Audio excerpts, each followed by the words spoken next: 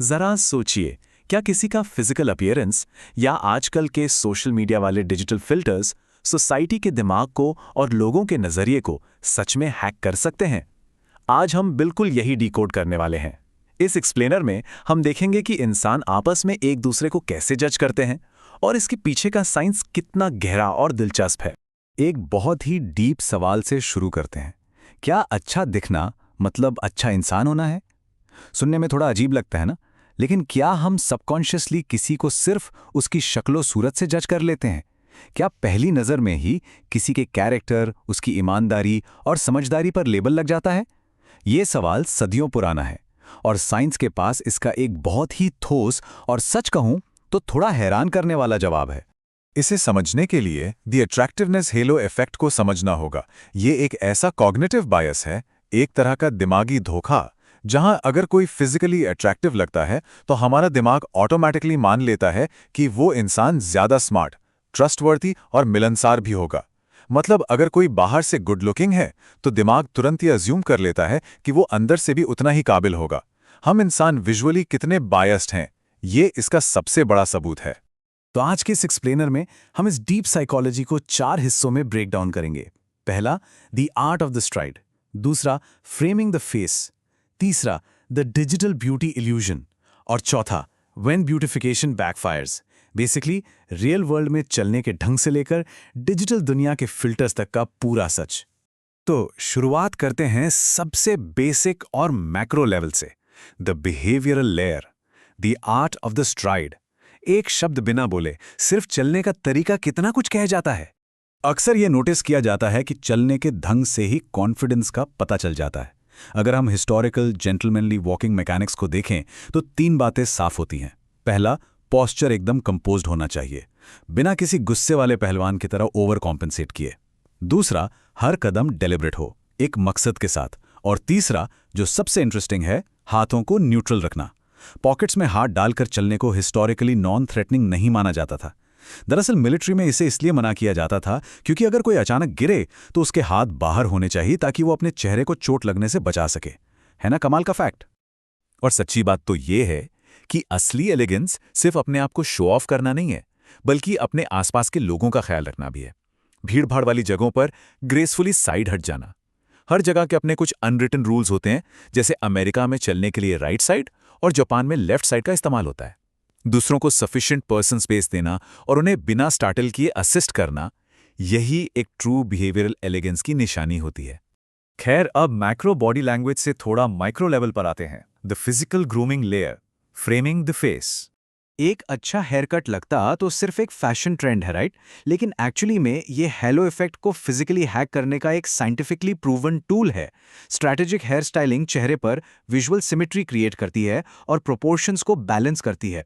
Biological research बताती है कि यूथ और नेचुरल हेयर डेंसिटी लगभग 27 साल की उम्र में अपने पीक पर होती है। एक सही हेयर कट इस बायोलॉजी को हाईलाइट करके आकर्षण को बढ़ा देता है, और वो भी बिना एक लफ्ज कहे। तो बेसिकली ये सिर्फ स्टाइलिंग नहीं, बायोलॉजी को अपने फायदे के लिए यूज करने का तरीका है। अब अगर अलग-अलग फेशियल ज्योमेट्री और उनकी स्टाइलिंग को देखा जाए तो हर शेप की अपनी एक यूनिक डिमांड होती है। जैसे राउंड फेस पर ऐसी स्टाइलिंग बेहतर लगती है जो फेस को थोड़ा लंबा दिखाए, जबकि स्क्वायर फेसेस पर उनके एंगुलर जॉ लाइंस को बैलेंस करने के लिए सॉफ्ट लेयर्स ज्यादा सूट करती हैं। ये पूरा प्रोसेस कोई रैंडम तुक्का नहीं है, बल्कि एकदम कैलकुलेटेड साइंटिफिक अप्रोच है एस्थेटिक अपील को मैक्सिमाइज करने का। अब फिजिकल दुनिया और ग्रूमिंग से सीधा आगे बढ़ते हैं आज के फ्यूचरिस्टिक दौर में, the augmented layer, the digital beauty illusion. 2748, ये कोई छोटा मोटा नंबर नहीं है। इतने सारे लोगों ने इस डिजिटल हेलो इफेक्ट को समझने के लिए एक बड़ी ऑनलाइन सोशोलॉजिकल स्टडी में पार्टिसिपेट किया।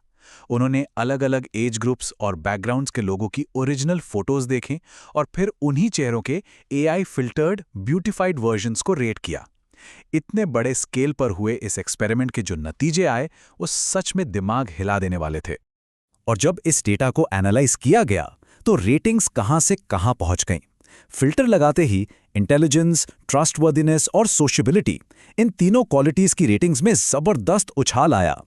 एक state of the art beauty filter जब किसी चेहरे को आर्टिफिशियली परफेक्ट बनाता है तो देखने वाला सबकॉन्शियसली ये मान लेता है कि वो इंसान ज्यादा समझदार और भरोसेमंद है। बस एक डिजिटल फिल्टर और सोसाइटी का पूरा जजमेंट तुरंत चेंज हो जाता है। लेकिन ठहरिए, साइंस और डेटा में हमेशा कुछ नए ट्विस्ट्स होते हैं। The saturation point, when beautification backfires. अब आते हैं इस स्टडी के सबसे हैरान करने वाले हिस्से पर। हर कॉग्निटिव बायस की एक आखिरी लिमिट होती है। इसे द सैचुरेशन इफेक्ट कहते हैं। डेटा ने साफ दिखाया कि जब डिजिटल परफेक्शन एक सर्टेन थ्रेशोल्ड को क्रॉस कर जाती है तब ये हेलो इफेक्ट धड़ाम से नीचे गिरता है।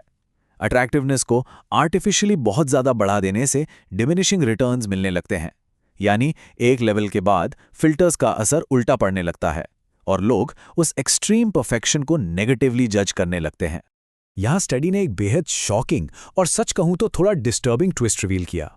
इम्पार्शियली देखा जाए तो डेटा दिखाता है कि जब एआई फिल्टर से फीमेल फेसेस को बहुत ज्यादा हाइपर अट्रैक्टिव बनाया गया तो मेल रेटर्स ने उन हाईली अट्रैक्टिव फीमेल फेसेस को उनके अनफिल्टर्ड ओरिजिनल वर्जन्स के मुकाबले कम इंटेलिजेंट रेट किया। एक तरफ आर्टिफिशियल सुंदरता बढ़ी तो दूसरी तरफ इंटेलिजेंस की परसेप्शन गिर गई।